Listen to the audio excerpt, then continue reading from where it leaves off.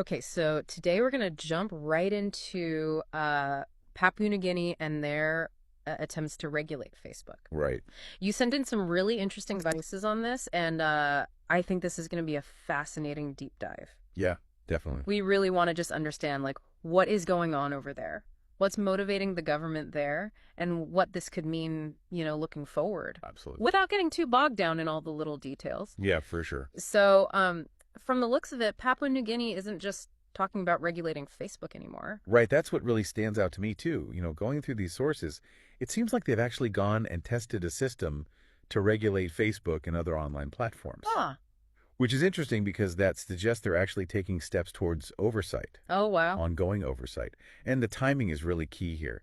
It seems like this testing is connected to that new Anti-Terrorism Act of 2024. Okay, so that raises a really big question for me.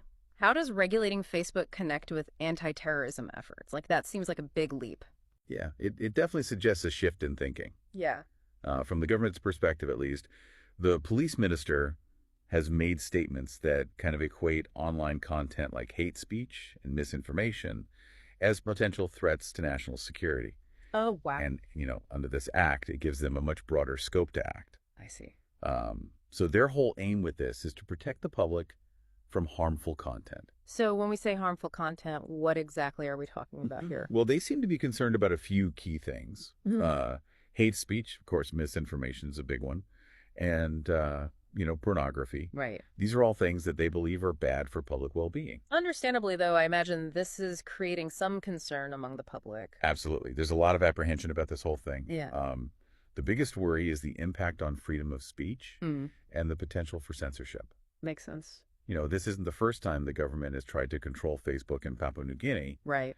There have been other attempts in the past that led to a lot of pushback from the public. Interesting. And, they already have these cybercrime laws in place, and there are even new media policies being proposed. So it's kind of adding fuel to the fire for a lot of people. Yeah, I bet. One really interesting technical detail is that this testing they did seems to have mainly focused on blocking content on mobile phones. Oh, really? Yeah, and that's significant because it's estimated that about 92% of Facebook users in Papua New Guinea access it through their phones. Oh, wow. That's most of them. Yeah, exactly. Really? But desktop access seems to have been largely unaffected. Hmm.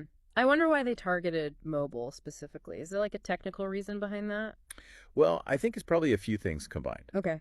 First of all, mobile is just how most people in PNG access the internet and social media these days. Makes sense. But on the technical side, it might be easier for them to work with mobile carriers or even implement restrictions at the app level, Oh, I see. on these widely used devices. Right. So who exactly is involved in making all of this happen?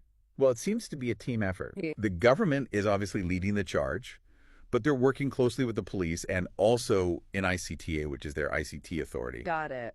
And they're also planning to require all ISPs to register. So the internet service providers. Right. Okay. And then this is all to, increase accountability. But what's kind of wild is that NICTA themselves apparently didn't even know about these tests at first. Really? Yeah. Which really makes you wonder about how well they're communicating with each other. That's pretty concerning. Right. So this definitely has implications that go way beyond Papua New Guinea. Yeah, absolutely. So what are the concerns from the international community? Well, there are a lot of worries about human rights and internet freedom. Of course.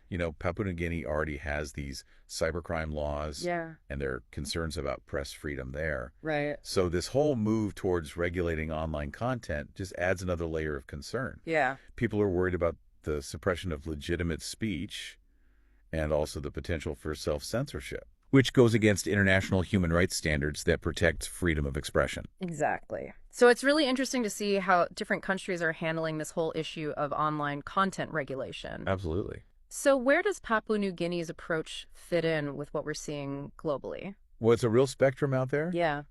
You have some countries like China, North Korea, and Iran that have outright bans, Right. usually for political control. Yeah. Then you have others like Australia that are trying to do things like force platforms to compensate news outlets. Right. And the EU is pushing for more platform accountability. Yeah. So Papua New Guinea's approach with this direct content regulation puts them more in line with countries that are really prioritizing government intervention online. So this all raises a really important question for you listening out there. When we look at how different countries are approaching social media regulation, what are the fundamental values that should be guiding these decisions? Right. Is it more important to protect individual freedom, or is collective safety the priority? It's a tough question. It's a complex balance. Yeah, for sure. So, something to think about, and thanks for joining us on this deep dive. Absolutely. Thanks for having me. We'll see you next time. See you later.